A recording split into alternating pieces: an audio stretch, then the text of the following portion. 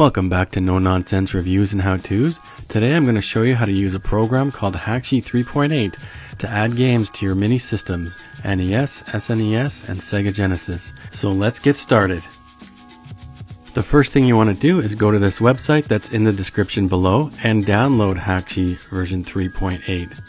Scroll down. You can either download the debug, the installer, or the release. I'm going to choose the release. Hit save. Extract it. Once it's extracted, you'll see all these other folders, but you want to concentrate on the Hakchi.exe program. Double click it to open it up. You'll get these welcome messages if it's the first time that you've opened up this program.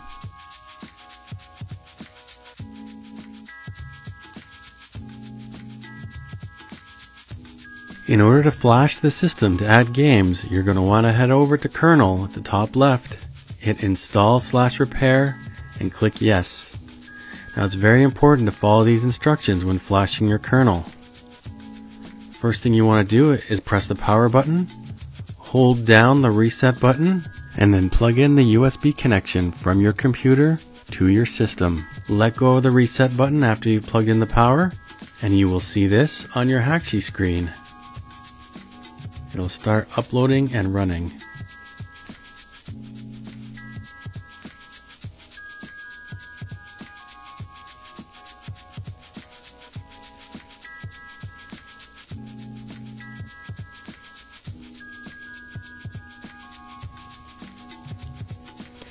Once that's done, we can start bringing games over. I've just flashed an NES Mini, and as you can see, I have 350 megabytes of space. And if I'm going to fill that up, I always have the option to export games to a USB stick. We'll get to that later. Now, in order to add games, you just want to drag and drop them over anywhere into the Hakchi box here. As you can see, I added a bunch of regular Nintendo games, and most of them here will come with the cover art already, if not all of them. They do. So let's drag over games from a different system now.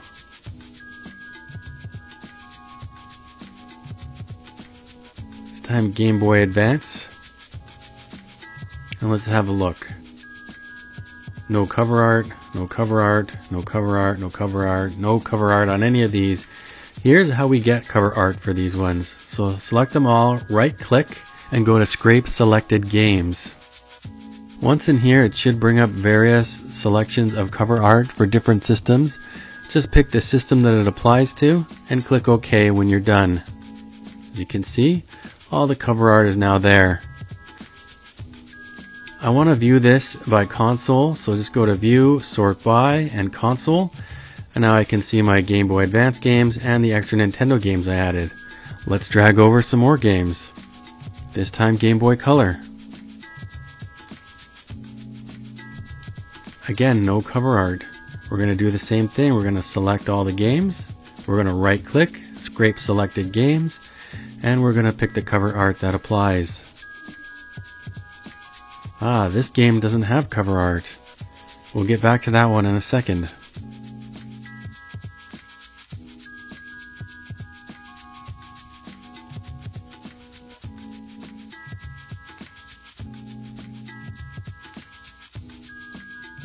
So Hakchi couldn't find cover art through a scrape for Beauty and the Beast game here.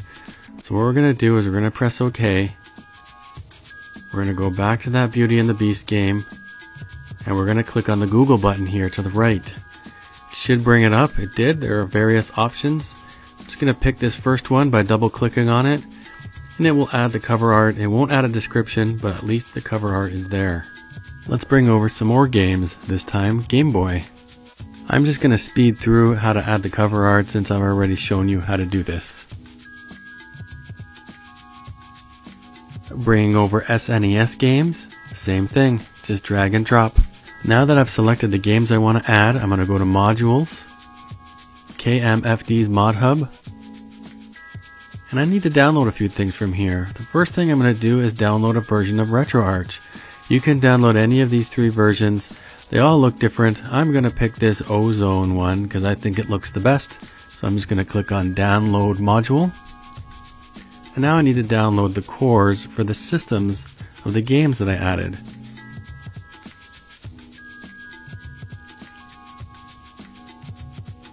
So for Game Boy and Game Boy Color, this is the core that I want. Download module. For Game Boy Advance, this is the core that I want. Download module. And so on and so forth. In the description below, I will put a list of preferred cores for each system.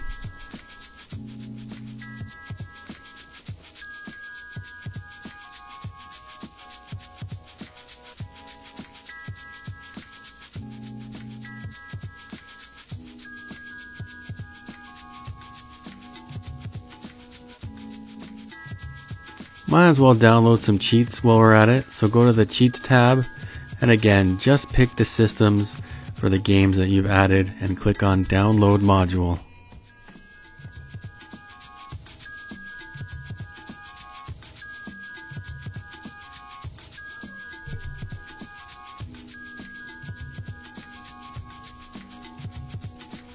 Once you've done all that, you can close it, go to Modules, and click on Install Extra Modules, and just click the boxes for everything that you just downloaded.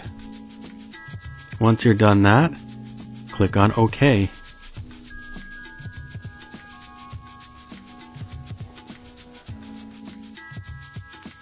This will take a few seconds. Once it's done, wait for your system to go back online. After adding these games, I've taken up about 35 megabytes of space and have about 288 megabytes on the system left. From here, I want to ensure that the games are loading from the proper core. So for Game Boy, I'm going to select all the games, right click, and then go down to Select Emulation Core. Since I'm working with Game Boy games right now, I want to make sure my console is Nintendo Game Boy, and the core is the core that I downloaded, which is this Gameboy core. Once that's done, click on Apply, and then hit Close. As you can see, the games are now pointing towards the right core. Let's do this now for Game Boy Advance. So I'm going to select all the Game Boy Advance games. I'm going to right click, go to Select Emulation Core, and follow the same steps, this time looking for the proper core for Game Boy Advance.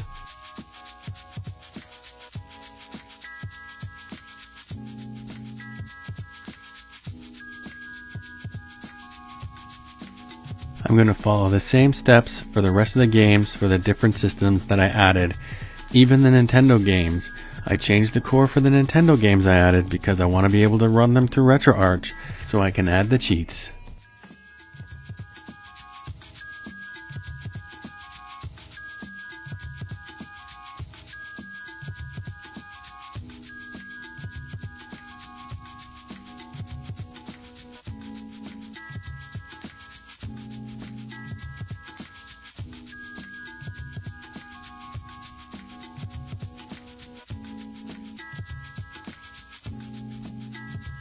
Once I'm done all that, I want to be able to view these by core, by system on my NES Mini. So I want to go into Structure and click on Custom, Use Folders Manager. You may need to click this twice to open it. Once in here, click on Split by Console. Then select your core and click on the menu icon. This box will pop up that gives you a variety of options that you can choose from for your console cover art. Once you've selected the console cover art that you like, click on OK and follow the same steps for the rest of the consoles that you've added.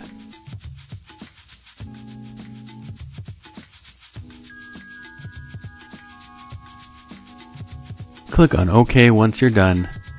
Now it's time to synchronize all these games with your system. Since I've only used up about 35 megabytes of space, I don't need to export to a USB. I'll just synchronize it right to the Mini. This box will pop up again just to confirm the way you've organized your games. Just click OK. Once it's synced up, click OK again, and let's head over to the Mini and see what it looks like. As you can see, each system is easy to find.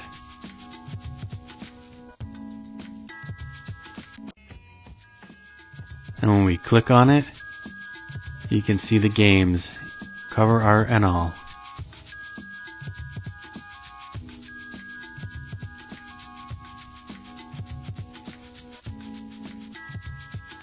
The Nintendo folder will have all the Nintendo games, the ones that originally came with the system and the ones that I added.